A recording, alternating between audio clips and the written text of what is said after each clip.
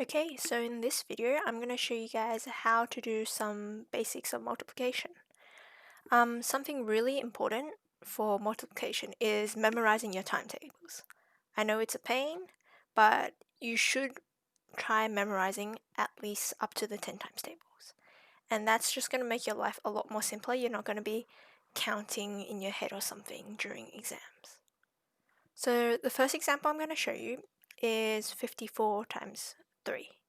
Okay, and how I do this is I line them up, and I'm going to do first 3 times 4. That would give me 12, so I'm going to write my 2 here. I add my 1 to whatever answer I'm going to get here.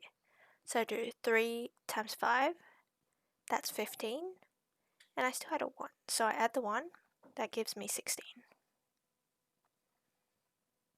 So my answer for this is 162. Essentially, what I've done is 3 times 4, which is 12, okay, and 3 times 50, which is 150, and then my final answer would just be these two added together.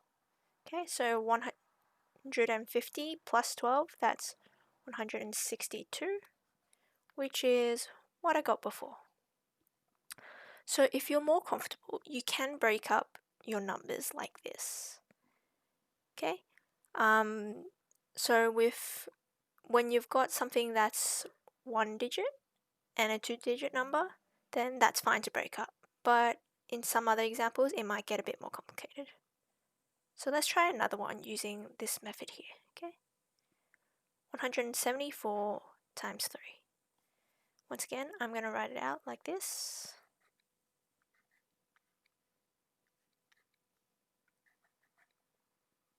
Okay, and then I do first 3 times 4. That's going to be 12. I'm going to add that 1 from the 12, so that 10 to whatever answer I get here. So 3 times 7 now, that's 21. So I'll leave the 2 for here. Now 21 plus 1, that's 22. So I've got a 2 down here now. Right, now 3 times that 1, that'll give me 3. And I plus on the 2, so that's going to be 5. And that's my answer.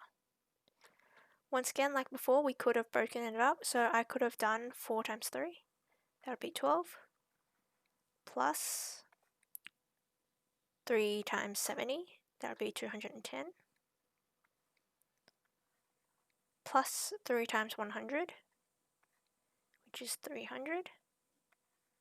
So if I did it this way, I would also get 522. Okay, so it's completely up to you. Whichever method you feel more comfortable with, just use that. Now, let's go on to a harder example. 37 times 45, okay? Here, it's slightly different. I've got 2 numbers for each. Okay, so what I do is I have to times the 5 with the 7, and then the 5 with the 3. And then I'm going to do 40 times 7 and 40 times 3. So I'll show you guys what I mean. Okay, so first, 5 times 7, that's 35. So 5 here. I'm going to add the 3 in a sec. 5 times 3, 15. Plus 3, 18.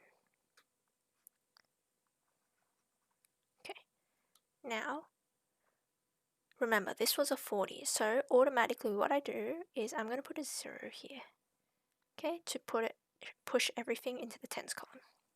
Now I can pretend it's a 4, so 4 times 7, that's 28. I'll need to remember to add the 2 on in a sec. 4 times 3, that's 12. Add on the 2 now, that's going to be 14. Okay, so there we go. I've done, oops, sorry about the line. I've done 5 times 37 and 40 times 37. Now what I do is I add everything up. So 5 plus 0 is 5. 8 plus 8, that's 16. I have a little 1 there now. Now 1 plus 1 is 2, plus 4 is 6. And there's nothing being added to this one, so it's still just a 1. And that's my answer. Once again, we can break it up even more, so I could do, instead of 37 times 45, I could do 5 times 7, and then 5 times 30, and then 40 times 7, and 40 times 30. You can do that, but the more things you have to add up, the more mistakes we could end up having, and sometimes some people forget. So yeah, this is a bit more time consuming as well. So if possible, I would say avoid this method, but if you do feel more comfortable, then stick with it. Okay, so let's try it this way. 5 times 7 is 35. 5 times 30 is 150.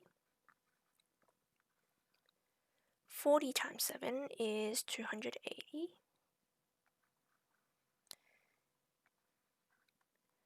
40 times 30, that's 1,200.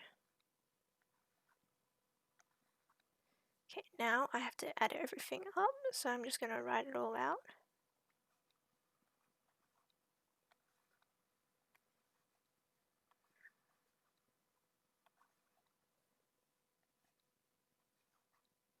Once again, you just want to make sure everything is lined up really neatly to avoid errors if possible. Okay, and we're adding them all up. Okay, so 5 plus 0 plus 0 plus 0, I still have a 5. 3 plus 5, that's 8, plus another 8, that's 16, plus 0, still 16. So I've got a 6 here, and I've got an extra 1 that goes over here now. 1 plus 1, 2, plus 2 is 4, plus the last 2, that's 6. And I've still got this 1 from before. So let's check if I've got the same answer now. 1,665 over here, 1,665 over there. So you pick whichever method you like. While you're learning, this is a good way to help you understand it, but it is more time consuming. Okay, so I'll leave you guys to it. Once again, like always, there are a few practice questions for you guys to try. Start off with the easy ones. Oops, I've given you the answer for one of them, but that's fine because you can still try it and check you've got that answer. And enjoy the rest.